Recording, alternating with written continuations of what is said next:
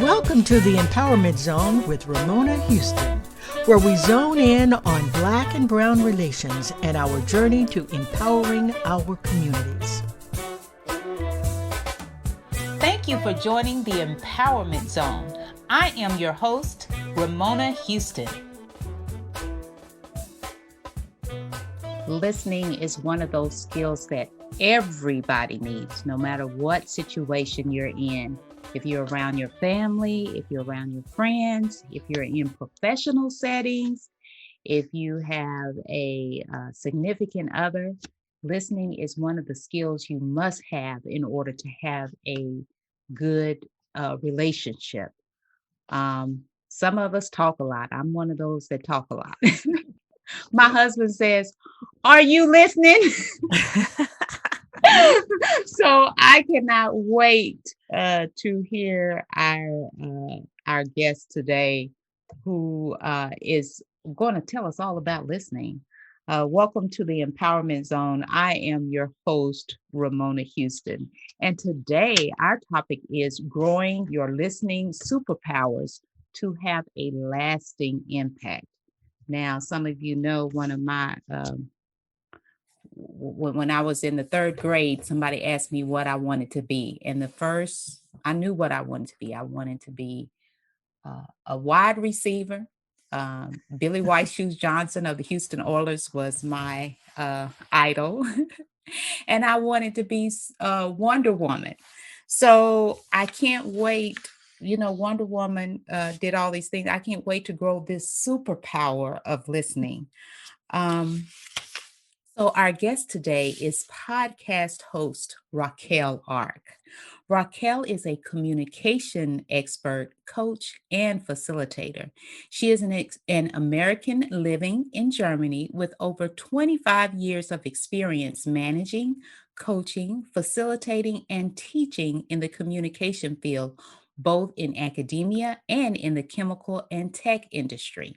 She has a Master of Arts degree in interpersonal and organizational communication, is a certified professional coach, and teaches at Fresenius University. Fresenius. Thank you, Fresenius University of Applied Science for the International Business School and the Digital Management Master of Arts program. Now, that was a German word, you also. I don't speak German.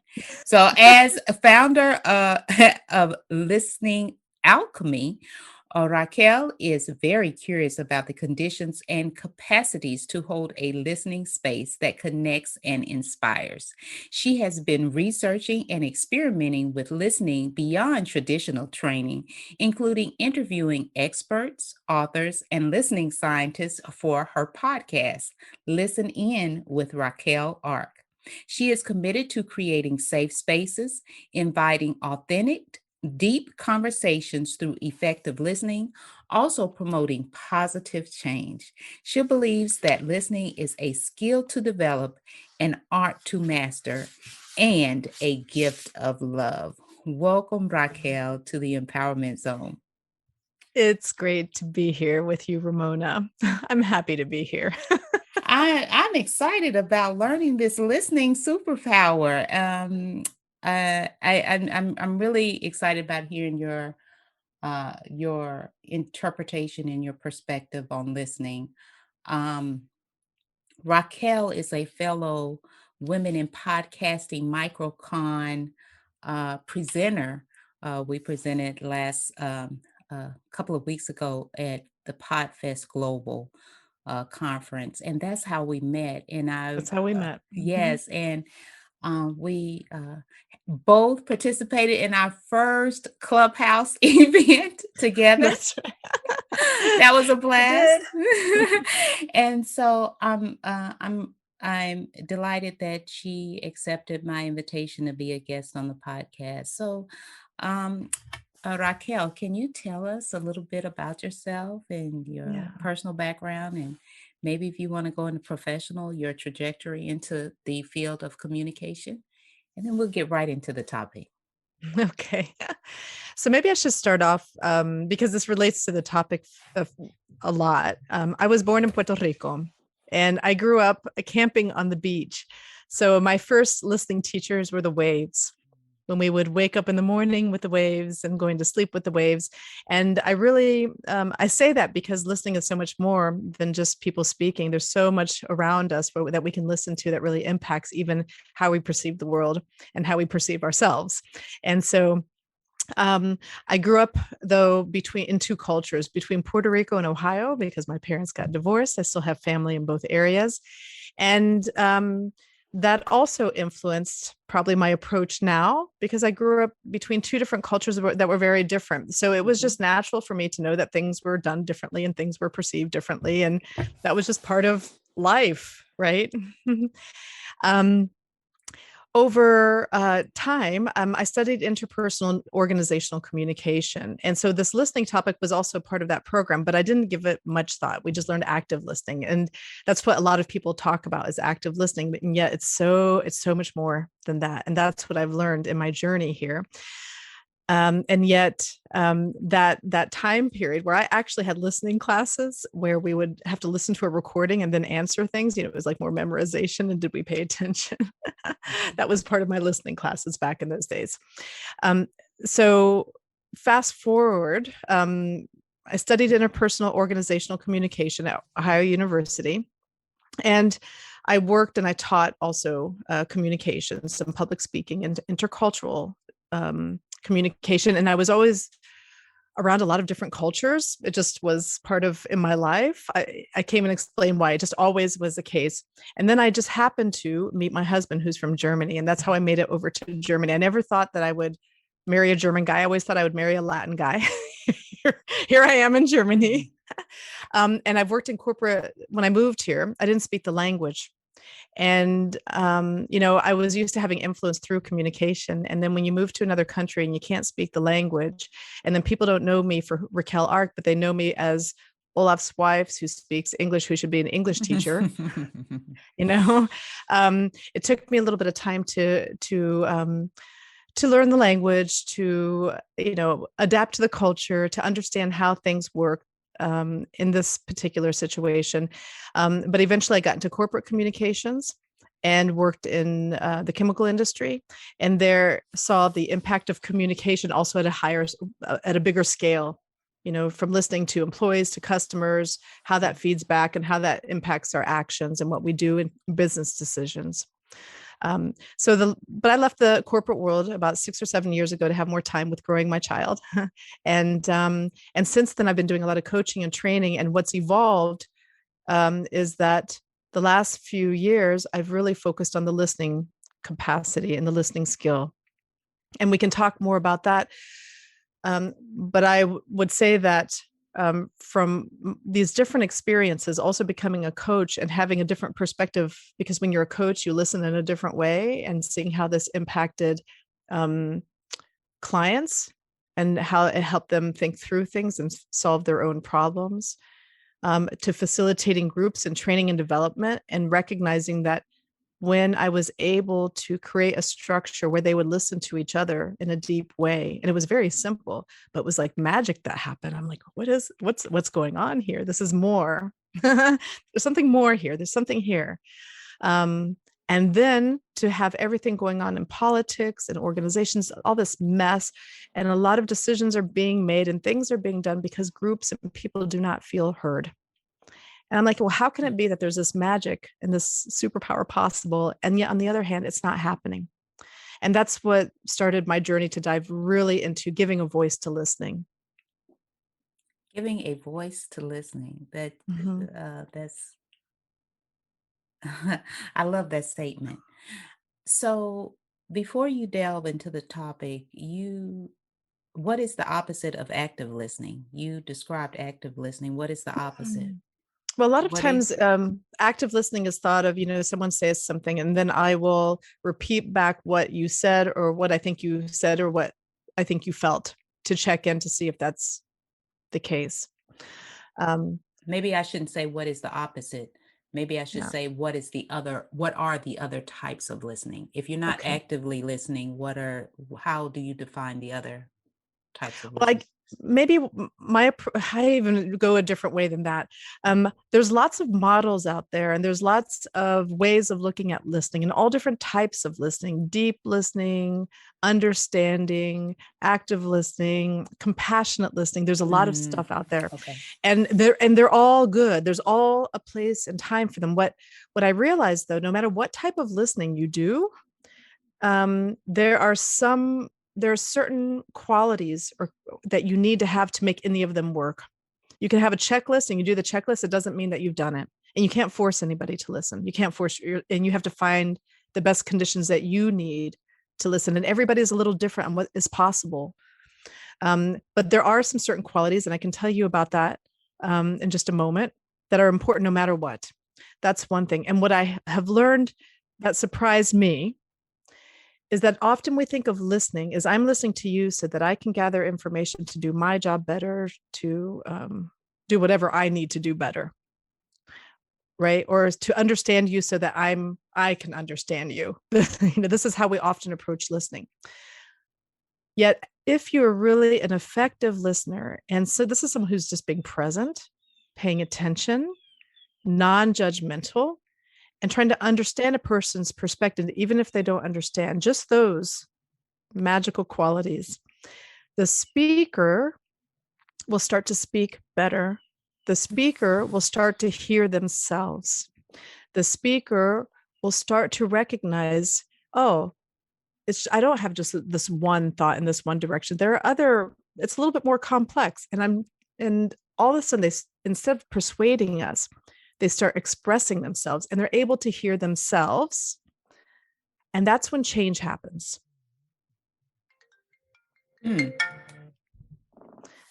So I know that you talk a lot about change. And so the more we discuss things, the more we get more extreme. The more we listen to each other, the more we can help each other change. Does that make sense? And I didn't expect that when I started the journey. And that's what I've learned from the research. So it's not just about how you interpret the speaker, excuse me.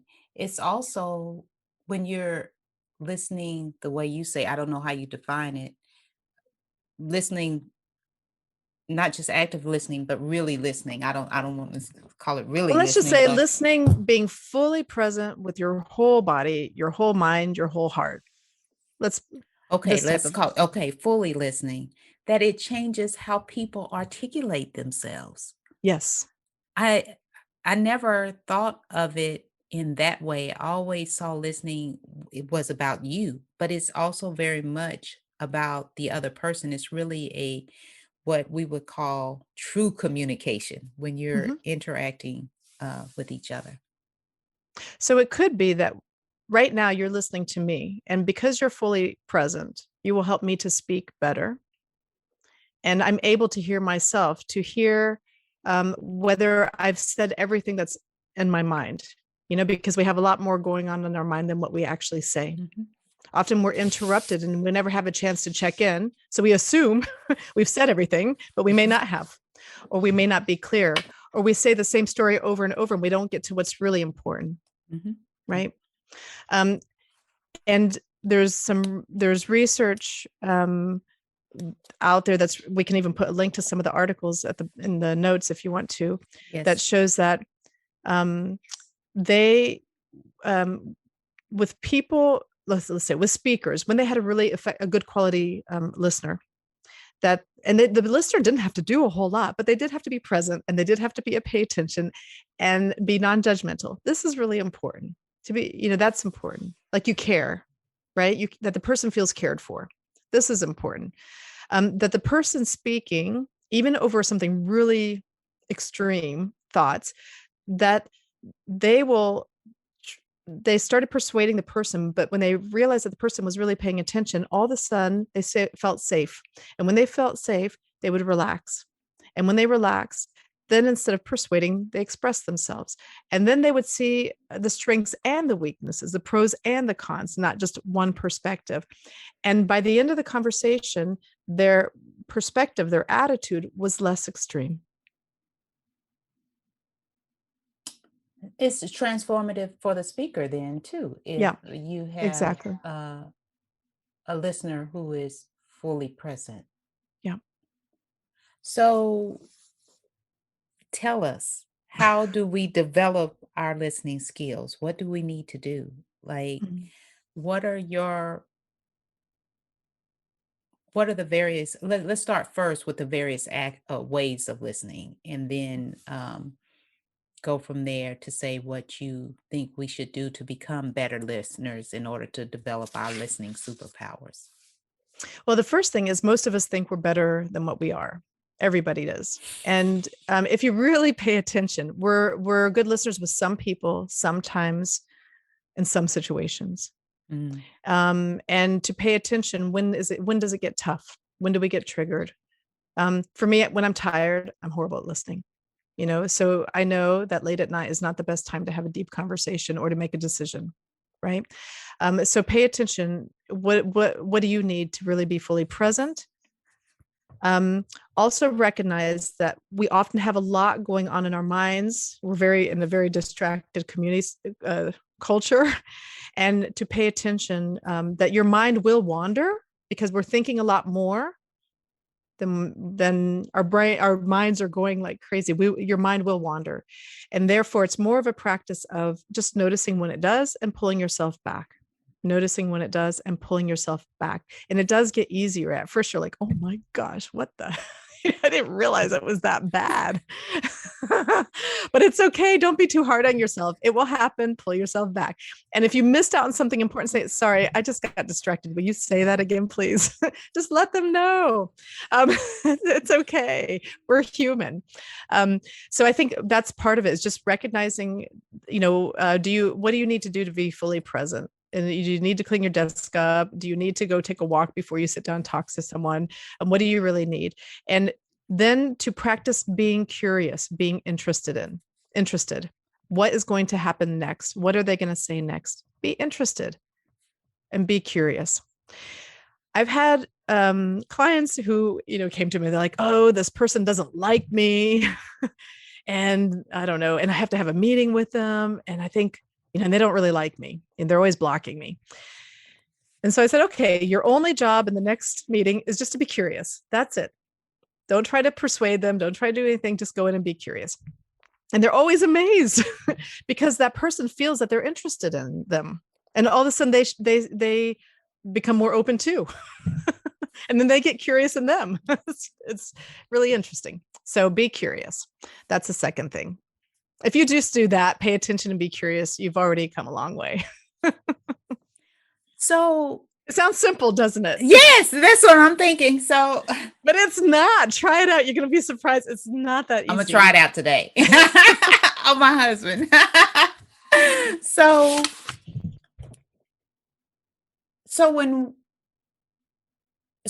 when people come to you and they want to develop their listening skills, what are the challenges that they're experiencing that they want to come to you? It like you just using the example, it's an issue on the job. Why would they come to you to develop their listening skills? Like, I would have never thought I would be doing a podcast on listening. You know what I mean? But it makes total sense. So why would people come and want to develop their list? Yeah. Well, usually actually people come because they like, I want people to listen to me. Usually it's like, okay, how can I get people to listen to me? Now that makes sense. That's hilarious. Okay. I did have someone the other day says, you know what? I've been working on communication. I've been working on this for a long time and it's going well, but there's something missing. And I just realized it's the listening piece that's missing. That's why it wasn't working so good. Here's the thing. Just because you're practicing your listening doesn't mean that your voice is not going to get heard. This is the thing. And yet, if you want people to listen to you, you got to start first listening yourself. And you first have to start by listening to yourself. You have to really pay attention. Am I fully present? Am I paying attention? Because know that by doing that, you will influence the speaker. I know it's hard to believe it, but you will. Give them 5 minutes of that attention. They are not used to it. They will be surprised. If they think you're weird for listening and not interrupting, just say, hey, I heard this on this podcast. I just want to try it out for 5 minutes. I'm just going to put myself on mute and I'm just going to listen. And every so often I may ask a little question, but it's all about you in the next 5 minutes and see what happens. And ask, when they're finished talking, what more? What else? Just let them go. People who talk a lot will actually find a point where they're finished and they don't know what to do. And can I ever finish? Yeah. And people who don't talk are surprised at how much they talk. That's usually what happens. And if someone does talk a lot and they don't stop, give them a few more times. And usually the first time it's a lot. It's almost like we're out in the desert. We haven't drank water for a long time. We're really thirsty and we're just gulping it in. It will get better. It will adapt. And often there is a certain point where then they will ask you, so what about you? I want to hear from you. Then it comes. And then they're ready to listen to you. Then they're ready and they will listen to you. You know that they're there. Yeah. I've learned so much. So what I know you've given some advice here, but what would you give our audience on? Excuse me, go ahead and say what. No, I was going to say one of the things I think there's a struggle a lot with online meetings and in organizations, because this is something that's important. There's the one-on-one listening, but there's also in meetings and groups where everybody's interrupting each other and it's really exhausting and you don't feel like you get anywhere. And I really believe that learning how to facilitate listening, or that all voices have a chance to speak. So it's speaking and listening.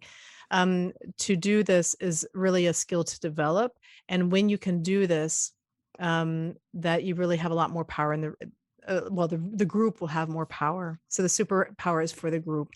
So whenever I'm with a group, I always have in the very beginning some short little introduction. Hey, what's your energy level from 1 to 10? And we go around and each person will have a chance to say something, because people don't feel like they're seen in a space unless they speak out. So at least to have something short where everybody has a chance to be seen as a person. Oh, I'm tired today. I didn't get my coffee yet. Or I just ran my kid to kindergarten. I'm just getting settled in. That people are seen as people. It doesn't take that long. It has a huge impact. There's also a structure called listening circles. And if you guys can look it up, check it out. And it's basically a structure that's so powerful. And there's a lot of research being done on this structure, even in organizations where they use this structure with teams every 2 to 3 weeks. And it does so much with helping people to feel more belonging, even if relationships are a little bit messy, everybody, it helps people feel like they're building relationships.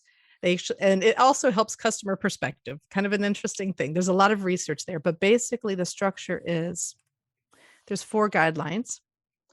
Number 1, when you speak from your heart. So you speak from your perspective, from your experience, not talking about someone else. You speak from your own perspective, from your experience. Number 2, you listen from your heart, which means that you let judgment take a break, opinions take a break. Like, you can get them back after, but take a moment just to be interested, to be curious, to be willing to be changed by what the person said, as if you're discovering something new. If you think you already know, you're not listening. Number 3, don't rehearse. Wait till it's your turn. Take a moment in silence. It takes us about 8 seconds to actually think of a meaningful response. Take a few seconds of silence and notice, is there something that wants to be said now that furthers the group, not just repeating what someone else said, that furthers the group.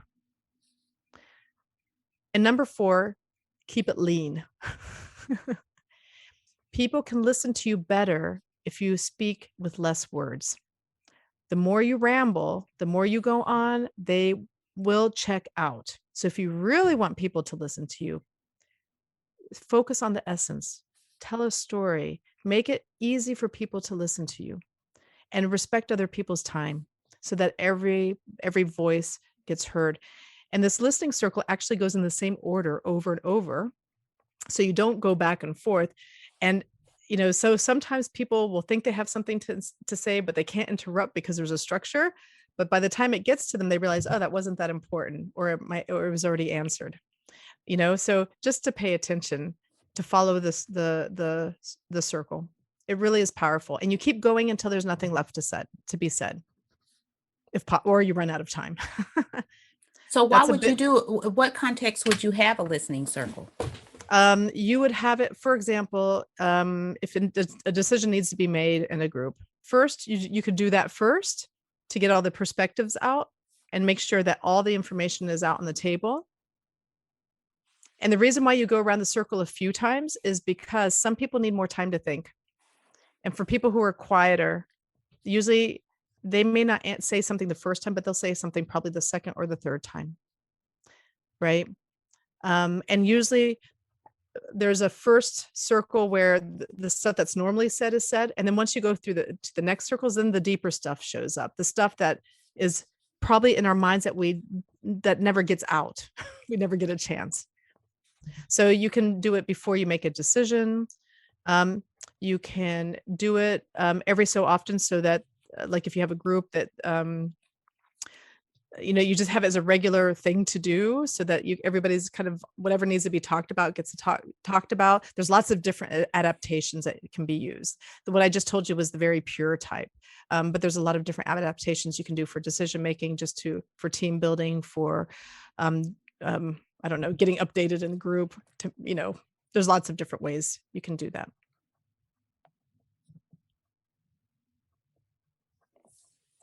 Yeah, when you said listening circle, I was trying to figure out where we can also put some resources up on the list. Yes. Could you email those to me, and I'll make sure that they're included in the summary. Yeah. I'd like to say one last thing, because I know you're going to you have students that listen to you. If you're someone who has more power in the organization, or in a teacher, or you're the boss, be the last one to speak. Because once you speak, they will be afraid to. But if you listen to everyone first and then speak, you're more likely to hear their voices, because often you have leaders who say, I want them to speak up, but then they speak first, and that shuts them down right away. Right. And I had one of my ex-bosses was really smart. She had her list of things she wanted to go over in the team. And she would have all of us speak first. And I noticed she'd be crossing things off. So by the time it got to her, often all the topics were already taken care of. She did not have to bring them up, and the team engaged in their own topic. They took responsibility and ownership. And if there was something missing, then she'd bring it up, or she would just tell stories. And that was nice. Yeah. So that makes so much sense, because it encourages people to speak, right? Instead of, like you said, as a leader, you shut people down, if you don't, if you speak first. But if you're a leader and you speak last, then you're more apt to get people engaged when you say you want engagement, but they really become engaged once their voices are heard. Yeah. It may take a few times to do it if they're not used to it, for them to trust the process, but just give it a few times. So do you have any advice that you would give, or calls to actions you would give our audience? In terms of, I know you've given us a lot of great recommendations on how to become better listeners. Is there anything else you would like to add in terms of educating our audience so that we can become better listeners? Mm-hmm. I'm not sure if this is what you mean, but I've done a lot of listening labs and a lot of listening workshops. I do them in organizations, and there's one I do on Superpowers for listening that I've decided now to put it out in the world, and to see if anybody's interested in it. And I'll launch that in May, and that will look at 7 different what I call listening superpowers, which includes, some of them are like attention and your presence, empathy, asking powerful questions, because asking powerful questions or learning how to do that is a skill in of itself. And yet they don't work unless you listen after. Right. That's So it will include some of these things and also what the science is showing. There's a lot of new research that's out there that's showing this. And I really believe that this building these skills and capacities and bringing training and places for people to not only to learn, but to practice.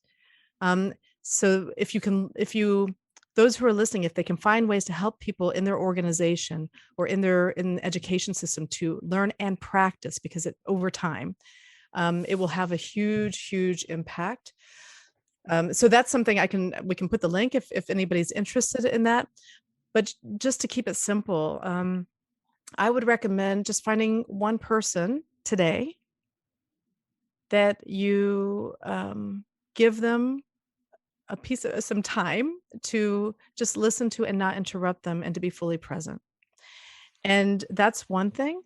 And the other thing that, well, maybe I can tell this with your students later. With my students, I have them do something I call a stakeholder interview, where they reach out to someone in an industry or a job that they're interested in, but they may not even know the person. It may be the first time there's someone they don't know well or someone that's a stranger, and they reach out and they ask them for a half-an-hour interview. And they have only 3 to 5 questions ready that are open questions, starting with what and how. And then their main goal is just to listen to that person and to be curious and start with the first question and then follow the speaker and ask questions from there, and not to ask questions too quick, to allow silence, allow pauses, and just to be a good listener. And then once they're run out of things to say, then look down at your paper and ask the next question. And it could be you never get to the other questions. And what this does is it helps them recognize the power of building relationships through listening and building trust. And it's a great way to network.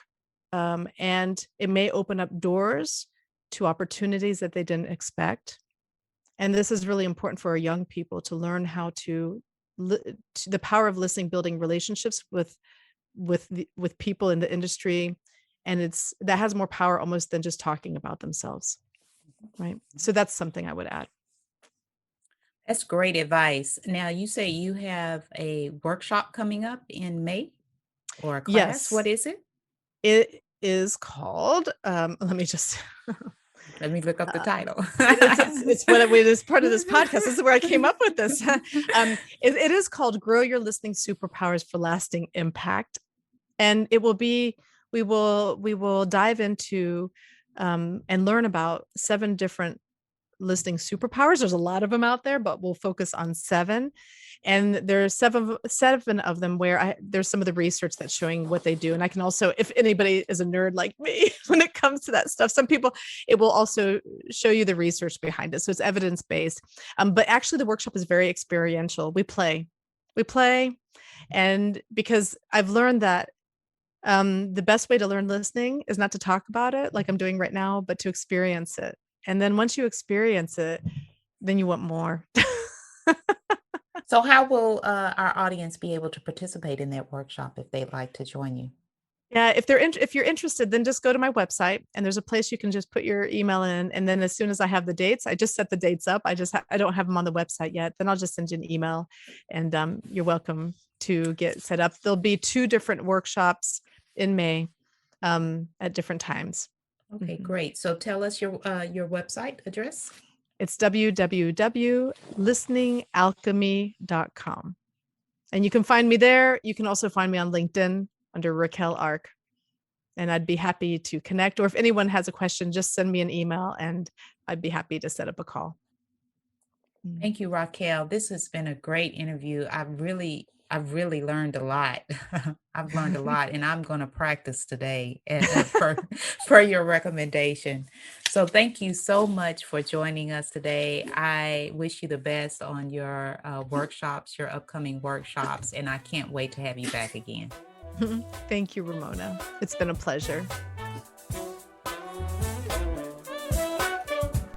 A special thank you to the incredible team of the Empowerment Zone. Terry Gully, theme song. NADWorks, digital support. and, of course, our featured guest. If you enjoyed my podcast, please subscribe. We are on all of your favorite podcast platforms. Be sure to rate us on Apple Podcasts too. Thank you for your continued support.